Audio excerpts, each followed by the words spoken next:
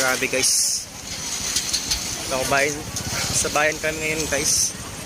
Sobrang hirap. Talagang grabe guys. Sobrang thankful na lang kay Lord kasi walang nangyaring masama sa pamilya namin. Medyo kahirapan na ganyan eh. Pupunta sa palengke guys. Punta ko ng palengke ngayon. Mamimili ako ngayon ng stocks ng pagkain. 7-Eleven. Lubog pa rin sa putik.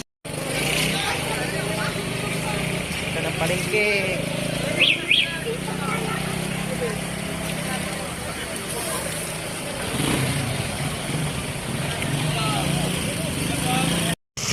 Punta ko ng palengke ngayon guys. Kasi kailangan mamili.